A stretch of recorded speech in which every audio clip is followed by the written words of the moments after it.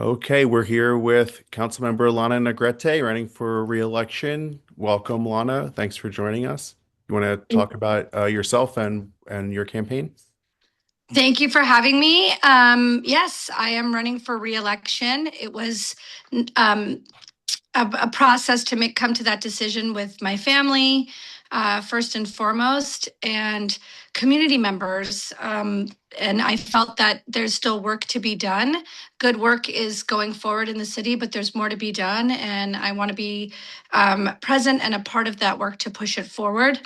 As you all probably already know, I'm raising a family in Santa Monica. I'm born and raised here. I have a nonprofit serving our most vulnerable at-risk youth, as well as a business that was started by my father 56 years ago.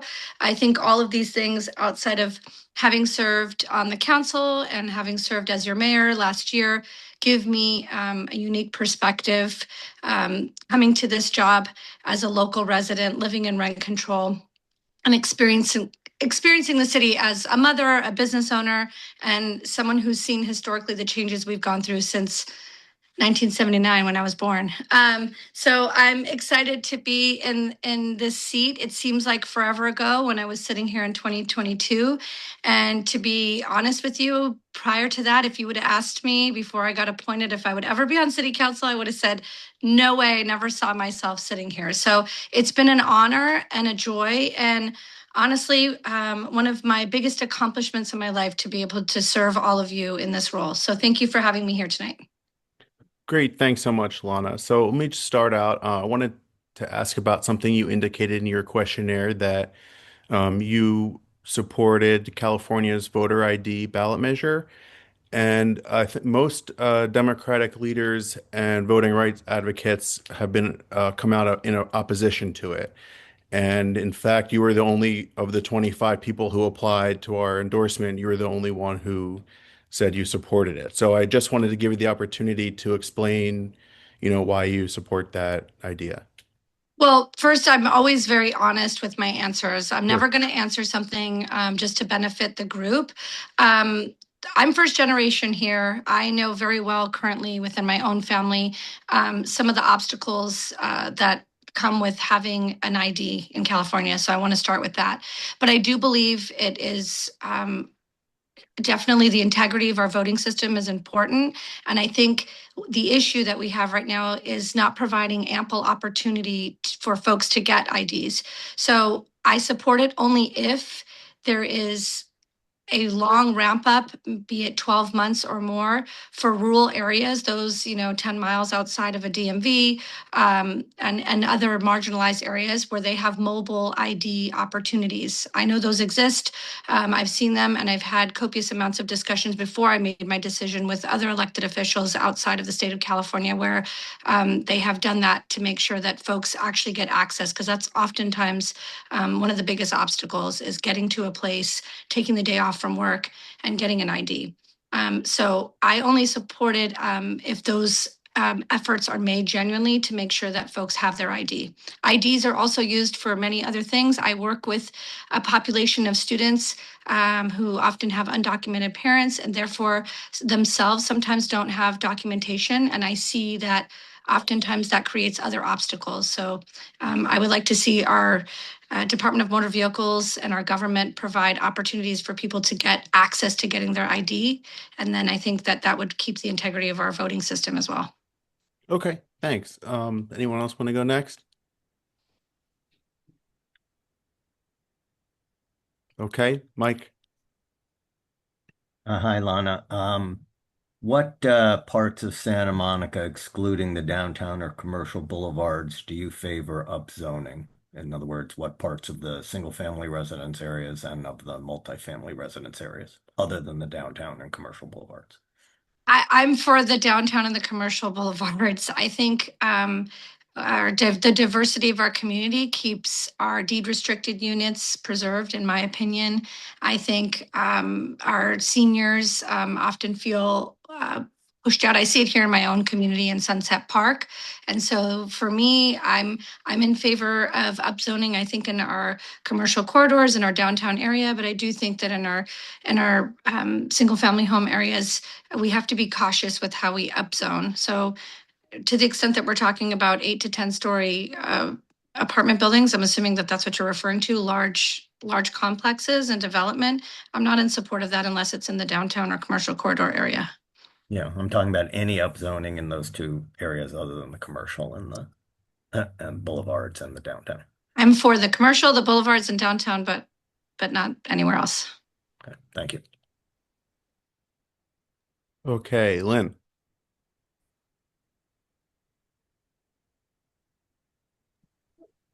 Lynn? There. Sorry, I forgot I was on mute.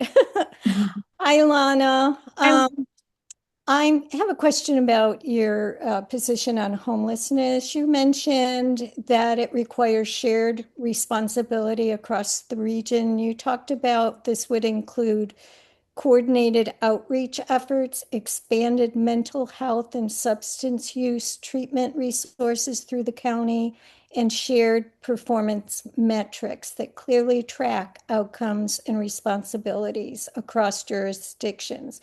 We can all agree those things are needed. But as a Santa Monica City Council member, what specific actions would you personally take to achieve stronger regional commitments, expand mental health substance use resources, and track outcomes and responsibilities?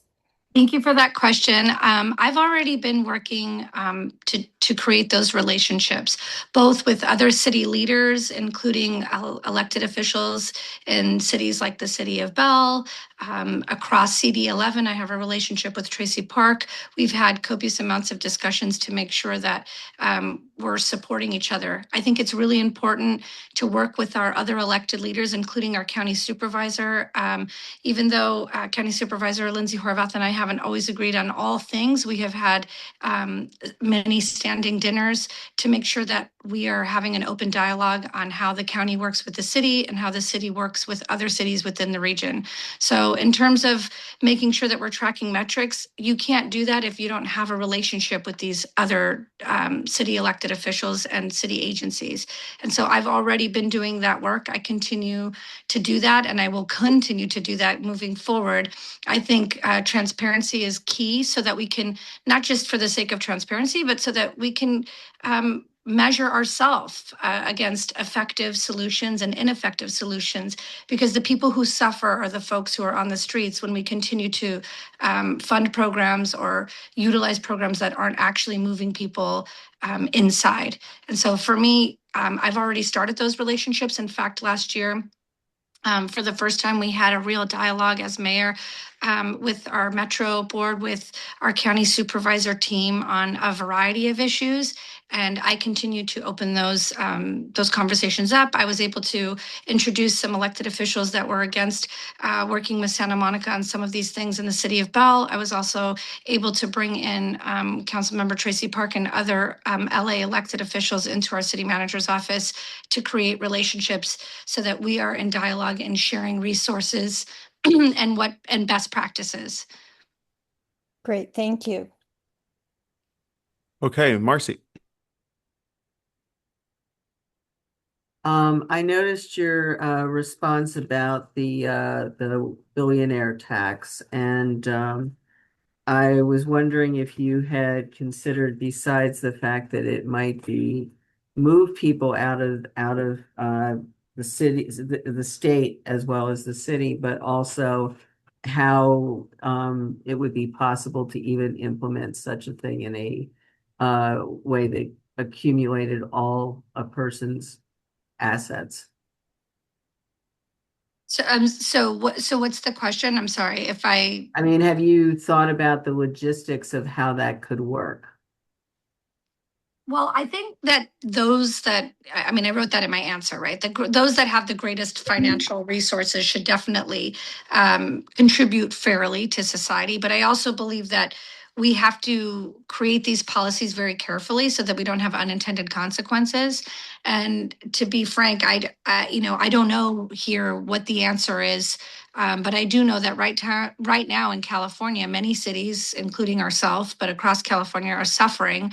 Um, and this bill at this time is inappropriate. Now, is there a time where it's more appropriate? Possibly.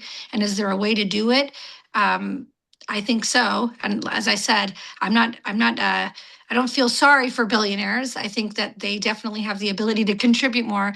I just worry at a time when people are fleeing. And if you look at the numbers and the stats, of the types of corporations that we need those tax dollars from, we don't want them leaving California at this moment. I think there will be a time and place when we're on the upswing when we can revisit this. Okay, no, it's just that the facility to be able to assess unique assets, which can compromise a lot of a very wealthy person's assets, is becomes very difficult, and it's it just logistically doesn't make sense. I think there are better ways to do this. Well, I'm not supportive of it, so that's because of the mechanisms at this time. But I am supportive of folks who are in certain tax brackets contributing their fair share. To your point about unrealized assets and unliquidated assets, I think generally speaking, folks that are in that tax bracket have a myriad of ways of hiding their valuable assets. And I'm sure that they would just figure out other loopholes. So I think when California is in a better position to go back and revisit this, then we should do that at that point. And folks that are much smarter than me can probably figure out a better way to assess this and get broader support. My estimation is many Democrats do not support this bill at this time either. My point wasn't about hiding assets. It was that many of their assets are very difficult to Right. value. Yes, that is true. I'm not sure what the question is about. I don't know how to answer that. Okay. Okay, thank you. We'll follow up with you when you run for controller on that. Exactly. I'm like, Okay, let's go to Sean. Hi, what can the city do to reduce the number of vacancies in restaurants and small businesses in Third Street and elsewhere, and to kind of make sure that our businesses, whether restaurants or retail or other businesses, remain open? So, something that we've already started is really creating a robust relationship between the brokers of these properties and some of the property owners directly themselves, as well as potential retailers. We've hosted, and this was something I promoted last year. I did a roundtable in 2023 and 24. And something that we did heavily last year was we brought together brokers, potential businesses, and landlords, and we brought all of the city staff out, economic development, inspectors, building and safety, code, compliance. All of these folks came to the table to answer pertinent questions, to talk about what bureaucratic red tape had been cut, what bureaucratic red tape was left to still be addressed to make it easier. And I think as we continue to lean into the concierge program that I pushed forward a year and a half ago, which has really taken off in the last 6 to 8 months, coupled with our new comms team, I think we need to put the word out about the positive stories. I know it's really easy right now in the media to always, glom on to like the businesses that are closing. And that is happening, but a lot of times the context is missing as to why a chain retail location might be closing. I think we also need to talk about some of the wins that we've accomplished, where we just pushed forward, the retail to restaurant conversion project, where we are giving funds so that it's much easier for folks to convert a retail location to a restaurant, where we've expedited the time by now newly using AI technology to make it quicker and easier.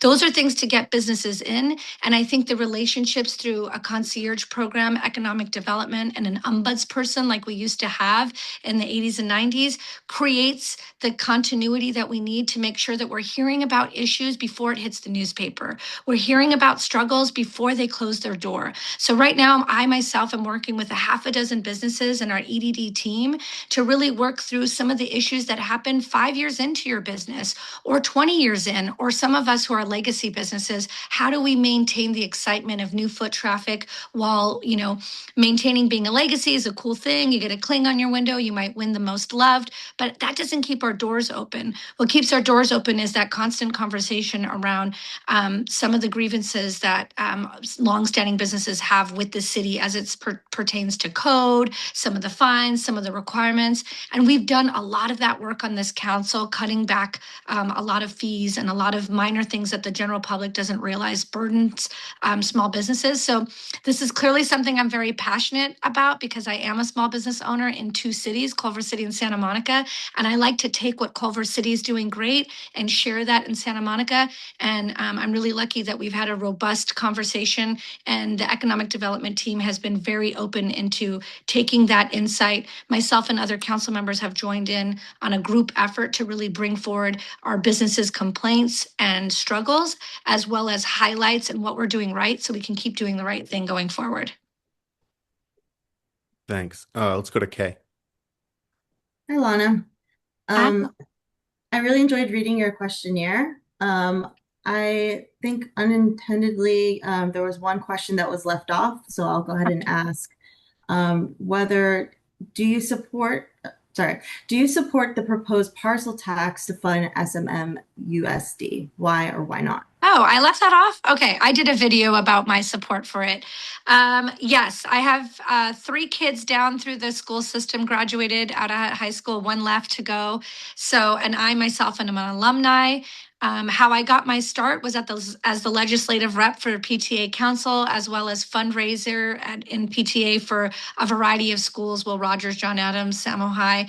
I am a huge supporter of our schools. I understand parcel taxes are difficult, but I also understand the benefits that blue ribbon schools have on property taxes, the quality of a community, and so much more that benefits people who don't have kids in the district. So I am a strong supporter of this parcel tax, and I look forward to seeing it pass through so we can continue to fund our teachers and give great education in our school district. Okay, thanks. Let's go to Isabel. Hi, Lana. I also enjoyed your questionnaire and the thoughtful answers. Um, uh, just generally, what would you say are your proudest accomplishments in your last term, and what is unfinished that you would want to continue in your, if you were reelected? Well, although this may not be like a policy issue, I think most of you who know me and have been following along, I think my greatest strength, which I hate talking about myself like this, it feels weird, is relationships and communication. I want to connect with people. I sit down and have coffees with people who disagree with me 1000%, and I talk to people who agree with me and everything in between. So one of my proudest accomplishments was creating the People's Academy that we just had our first cohort of. I do these weekly tours that are 2 hours with young adults, as you know, everything from first graders in Brownie and Boy Scouts and all the way to first and second year college students. What I noticed when I was doing these, I used to teach first grade a long time ago. When I was doing these, was that more parents were showing up. And I realized how many people have no idea how our city hall works, how it functions. And I created the People's Academy alongside staff, and we rolled it out. And that is my proudest moment, to actually physically see it come to fruition, see people go through 7 weeks of 2-hour courses every week, meeting the different departments and walking away with a little bit more knowledge on the city hall that serves them. And what came from it was more people, a variety of people. I just found out during my office hours, signing up for our boards and commissions. I think we create diversity, we create equity, and we create inclusion when we give more people the opportunity, and we do that by educating people. And so that is my proudest moment. What I will continue to do is continue to focus on transparency. I have a newsletter that goes out. I take the jargon that comes every week in 30 plus pages, and I try to put it in the simplest form so that people can educate themselves unbiased. I do put my opinions on things in there, but I leave it for people to gather the information and take with it what resonates with them. And then I will continue to make sure that my doors are open and that we continue to be accessible in City Hall, that we disseminate information broadly and widely to all communities in multiple languages, and that we make it easy for people to access City Hall and we don't exclude people. Okay. Thanks, Lana. Let's go to Keith. Hi, Lana. Thanks for joining us, and I'll echo folks regarding your questionnaire. That Thank you. was compelling. So we all are kind of aware that the city of Santa Monica has really been at a crossroads in terms of its fiscal health and fiscal status. Um, the realignment plan seems to have created some positive change in the short term, right? So my question is, what kind of long-term innovative alternative revenue strategies do you see that the city can implement to assist in ensuring that its fiscal status is strong moving forward? Well, I think right now we're like sort of 30% in with this realignment plan. And I think a big part of it that's not showing on the outside is the health of the organization internally. So I think there's still opportunity and movement within the organization to better situate departments and folks and make sure that we have folks in our city's organization that are focused on performance and outcomes. And so when we have that, that will show as we service, for example, our business community. They will feel like we have a city hall that is there to serve them as opposed to feeling like they're chasing information and paperwork and it's so difficult to work with us. That's one angle. I also think long term we have to look at our downtown area. Our Santa Monica Mall has struggled for a long time to the extent where we own the parking lots. Whatever we can do to maybe help, that's a place where if we put people like housing or housing on top of the retail at the promenade, I think those are ways that we can activate our downtown area and populate it in a way that might bring back some of that local retail. Lastly, I would say our travel and tourism team. We're working with Visit California. I think we need to strengthen our efforts on not just the big international travel, but what people are doing nowadays, except especially those folks in the Misty Middle. I fall into that, where you do a lot of local travel with your families because it's less expensive. I think, we focus a lot on these big international games and events to bring international travel to our hotels. But I think we need to focus on the family that's traveling a few hours away for a staycation, or maybe it's within the United States, and how we work with SMTT and how we start to market that. I'm excited about the long game in that area. Our new comms department is starting to gather and connect all the angles of our city. I think another thing we tend to do is we have an event on the promenade, we have an event on the pier, it overlaps on Montana, we're kind of all over the place, and we're not really pushing it out in a way that makes sense. We need a roadmap, both physically and literally. We need to figure out through these events as we bring foot traffic, how do we sustain it? Because the economy is not going to come back from just having FIFA World Cup games and activations on the promenade one time. But it is showing businesses out there the potential that when foot traffic is here, people come. When we provide the opportunity to come and enjoy themselves outside in an entertainment zone or whatnot, people come. So the focus needs to remain on public safety, keeping our streets clean so that it's welcoming for people to come. And then as we build these activations, we need to be promoting that and doing our broadcasting and comms proactively, not reactively. And then we need to think big about what is our mall and our downtown going to look like? And is that a place where we put more housing so that we can activate that area for that long-term growth? Appreciate that. Thank you. All right. Okay. Thanks, Lana. I think that's everybody's question. So appreciate you coming by and thanks for thanks for taking our questions. Well, thank you all for staying up and doing this work. I really, really do appreciate it. I didn't know a lot about the political scene before I got on city council, and I have learned a lot. And a lot of what I have learned have been from many of you on this call. So my hat is off to you for staying up on a Wednesday night to do interviews and through the weekend. So thank you for having me. Thanks, Lana. Take care. Bye-bye. Right.